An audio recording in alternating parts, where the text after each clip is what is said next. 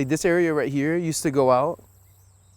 As a kid, you just like grab handfuls of it and you just throw them at everybody. Yeah, well, honestly very dangerous, but that's what happens when you have like unsupervised like 7 and 8 year olds. Definitely people getting like clonked in the head.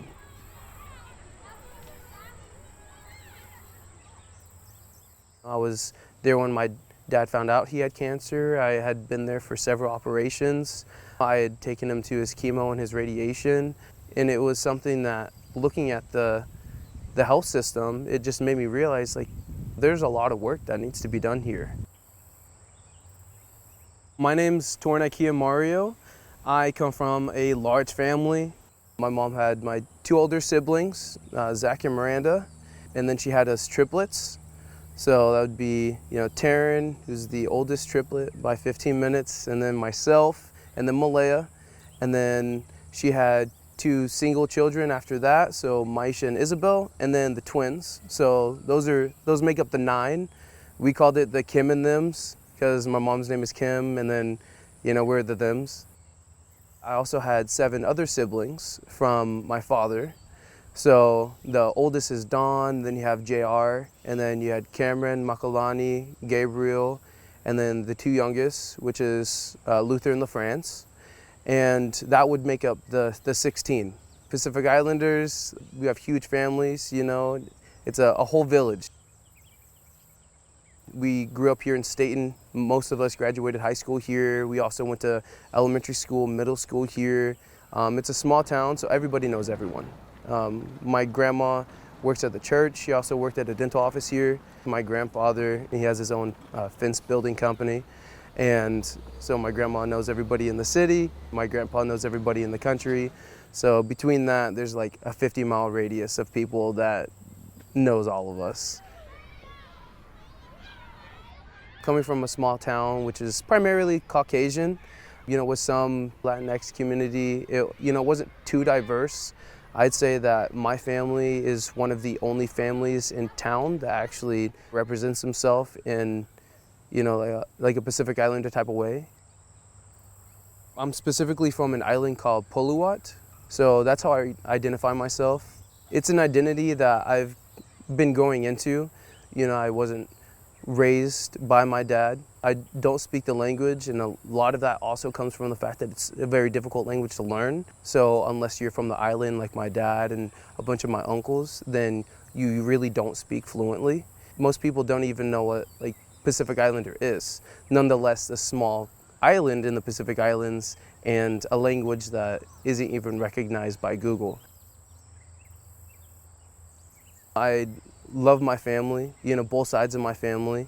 So me being like Pacific Islander doesn't mean that I don't recognize my other side and, the side that helped raise me. It's more of me just understanding that I do come from a very like rich culture and heritage, and it's something that I want to have my family know like where we're from. I wear this to represent my people. It's also, a sign of prestige. On the island, we are island royalty. All of my uncles are like, yeah, you guys are princes. And I'm like, that is so amazing. How could I not love this culture, my culture?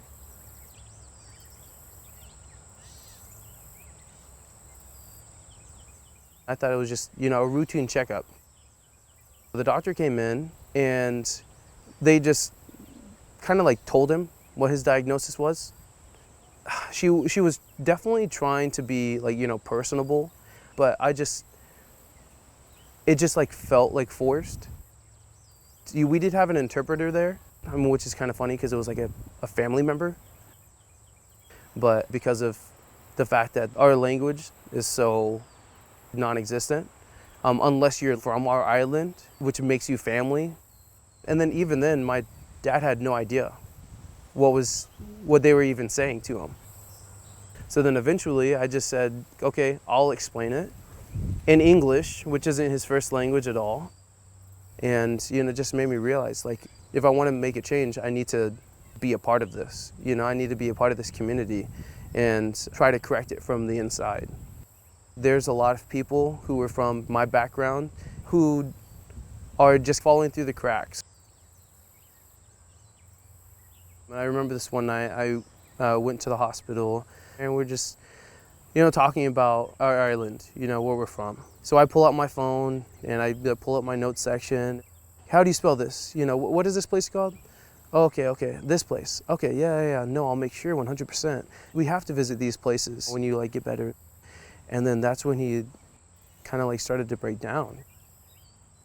He told me, he's like, I'm not going to make it. Then I looked down at my notes section. This is where he wanted his ashes to be spread. It's the first time that my dad has felt comfortable enough to open up to me. I'd constantly think about my dad, and I've had my fair share of counseling appointments to try to unravel some of that. But it is a blessing too. I could be that type of person for my dad. I could be what my dad needed in that moment. I would like to think that I could also be that for other people too.